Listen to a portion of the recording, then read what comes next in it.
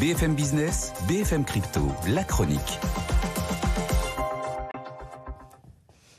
Et on vous l'avait dit que c'était un lieu un peu... Vous courez parce qu'on est dans un terrain de basket. C'est ça. On a raté le football, on a raté le rugby, on peut essayer le basket maintenant, non, pour être champion du monde. Oui, alors avant de faire une petite partie, on va peut-être faire les cryptos parce que c'est quand même important. Oui, parce que le Bitcoin, les cours se poursuivent, notamment un Bitcoin qui reste au-dessus des 28 000 $. On va retrouver Antoine Larigauderie, expliquez-nous.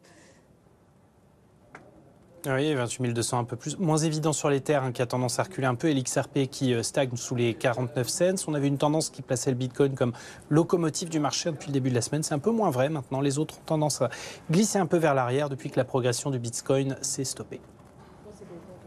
Tu me fais le top, s'il te plaît? Oui. Bien. Et il y a un nouveau poids lourd, Antoine, dans les bitcoins, c'est Larry Fink, le patron de BlackRock. Alors là, qu'est-ce qui se passe ? Eh bien, il s'amuse des spéculations récentes autour du rendu de décision de la SEC sur son ETF Bitcoin, de voir les rumeurs et contre-rumeurs agiter les cours. C'est en tout cas l'illustration parfaite qu'il y a du potentiel, de quoi alimenter la solidité des cours et la crédibilité du Bitcoin comme solution d'investissement. C'est une belle preuve d'intérêt refoulé, dit-il.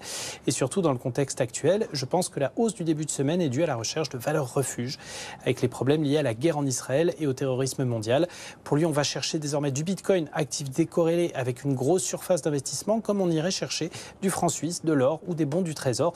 Nous recevons des demandes du monde entier, dit-il, pour investir dans les crypto-monnaies, de quoi rendre effectivement impatients les investisseurs que le gendarme boursier américain, la SEC, rende sa décision à ce sujet.